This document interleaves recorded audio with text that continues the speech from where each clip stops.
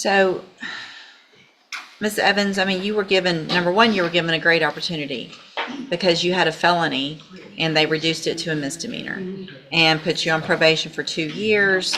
It looks like they gave you all types of help through JCDI. Welcome back to Myth and Reality. Today's case, Ariana Evans, starts with probation and ends with chaos. Evans was on probation for terroristic threat against a public servant, but after skipping programs, missing tests, and a dead GPS monitor, the judge's patience is wearing thin. Her lawyer argues mental health issues, but Evans herself seems unsure. Part of her wants another chance. The other just wants to get it over with. Stay tuned, because by the end, the judge uncovers something that changes everything. It's a sentencing on Ariana Evans.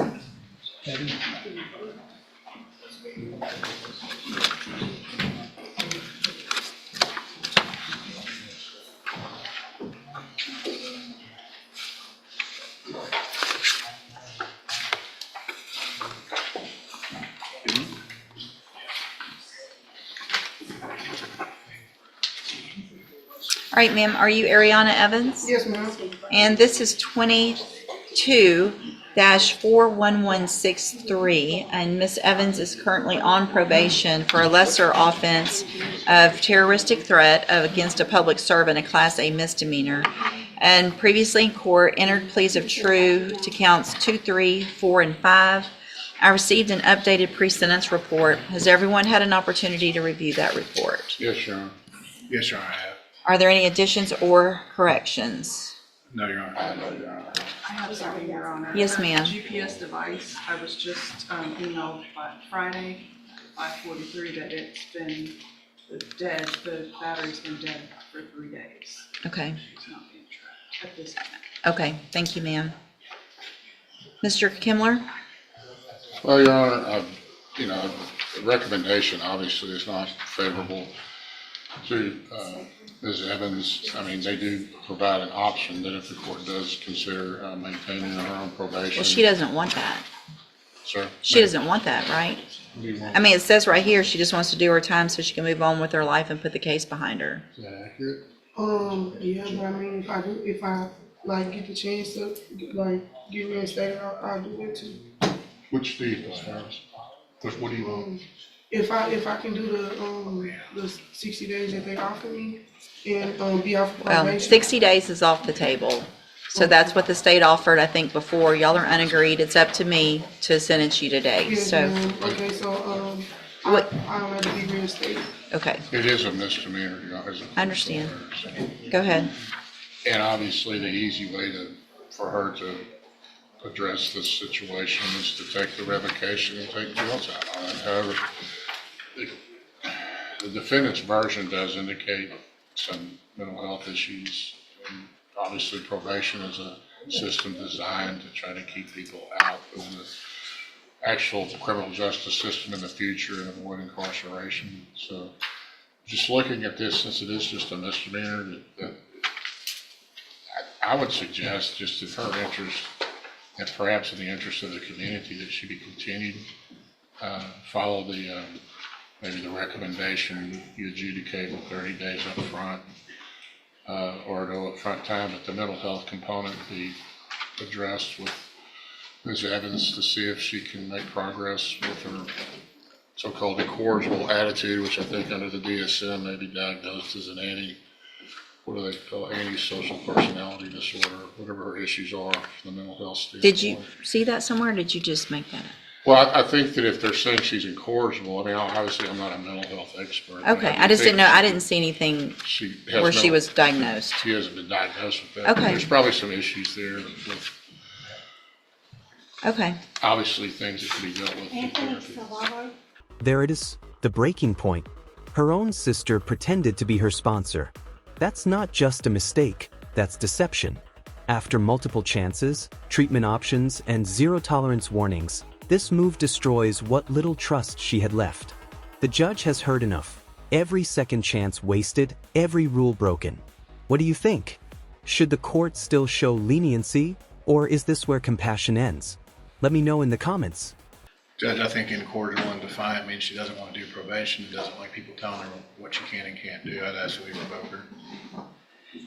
So, Ms. Evans, I mean, you were given, number one, you were given a great opportunity because you had a felony and they reduced it to a misdemeanor and put you on probation for 2 years. It looks like they gave you all types of help through JCDI, and you failed to complete your groups, didn't obtain a sponsor, you were testing positive. You were ordered to the Franklin North so that you could get some more intense help. You did okay in that, and then you got out and started struggling again. You were also ordered to go to Spindletop for mental health treatment so that you could get the help that Mr. Kimler is saying that you might need. And looks like they say you attempted to circumvent the requirements to obtain a sponsor. Your sister pretended to be your sponsor. You were placed on zero tolerance in JCDI. You tested positive for alcohol. You left the state without permission. I mean,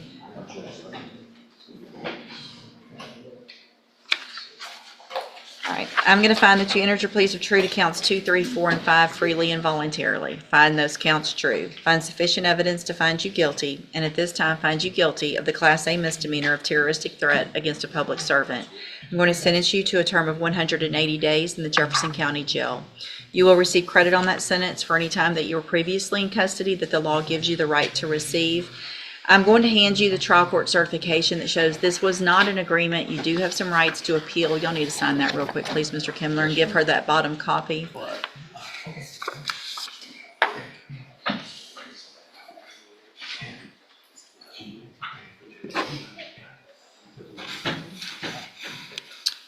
And he'll give you that copy of that, and then you can go with the bailiff. Thank you, Your Honor. Thank you. Thank you, ma'am. Can I get my phone and my system? Talk to the bailiff. Just talk to the bailiff. Yeah, come over here and get a thumbprint, please. And there's the final verdict, 180 days in county jail. The judge's message is clear. If you fake progress and waste opportunities, consequences will follow. But here's the deeper question. Was jail the only answer, or could treatment have made a difference?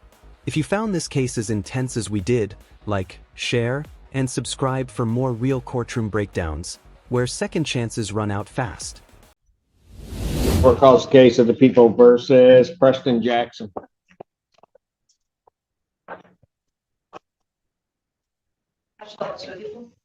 Good morning to this honorable court. Carla Marable, P number 62755, on behalf of Mr. Jackson. Mr. Jackson is here. All right, sir, state your name. Preston Jackson. Thank you. Yeah, and I've recently been retained as of 6:30 yesterday afternoon. I did do appearance and a substitution on this particular case. I haven't got any discovery on this particular case, so I will be asking for another probable cause. All right. I need you to fill out a green sheet, but I'll Okay. process. Probable cause conference, September 11th. Will that work for you, Counsel? Yes, September 11th will work. September 11th, 2025, 9 a.m. Bond will continue. Your Honor, can I address the Briefly. issue of bond? Go ahead. Your Honor, so Mr. Jackson is here, and I do understand the charges, but the purpose of bond is twofold. The first purpose of bond is to ensure that a person shows up for court. Mr. Jackson does not have a capious history. He has strong family ties.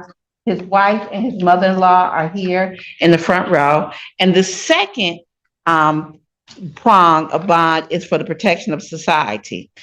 Mr. Jackson does have a record, but it's an old record. It's from 2016. So we're just asking for a 10% provision of the bond. That bond is extraordinary. $500,000 is extraordinary. Welcome back to the channel.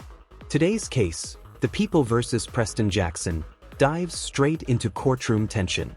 Jackson's accused of stabbing a man in the head multiple times, but his defense says the bond, a staggering $500,000, is unfair. His attorney, Carla Marble, only joined the case yesterday and is already pushing for a bond reduction, arguing Jackson's got strong family support and no flight risk. But prosecutors aren't buying it.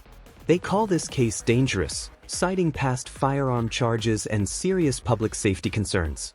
It's justice versus mercy, and the judge isn't here for games. Watch closely, this one gets heated fast. Response? Your Honor, is the court in receipt of our bond request form or bond information form? I am. The facts in this case include that the defendant stabbed the victim in the head multiple times and then Where? In the head? in the head. Yes, I got it. Go ahead. And then stole his property. I understand the defendant was previously sentenced to prison on a felony possession of a firearm case, as well as a 2010 liquor versus controlled substance possession of marijuana, which we're concerned about firearms cases. I do believe the bond is appropriately set in this matter, and the 2016. I think the 23rd, I'm sorry, I'll take that back. I do believe the bond is appropriately set. It's an extremely serious case that people are extremely concerned for the victim's safety. Anything else? Your Honor, at this point, these are just allegations, right? And They are. They're just allegations. And one of the things about bond is twofold. Is he's not a flight risk. She didn't argue that he's a flight risk. He plans to fight this case. He has retained counsel and the protection of society. His If background. somebody was stabbed in the head multiple times, as alleged in this case, the court would consider it a danger to the public. Motion for bond reduction is denied. Bond will continue. Thank you, Your Honor. And just like that, bond reduction denied. The judge keeps it at $500,000, citing public safety and the violent nature of the allegations. The defense made solid points about family ties and fairness, but the prosecution's focus on risk and history sealed the deal. It's a powerful reminder, bond isn't just about showing up, it's about protecting the community too. What do you think? Should violent allegations automatically raise bond amounts? Or should fairness come first? If you found this case as intense as we did, like, share, and subscribe for more real courtroom breakdowns where every decision counts.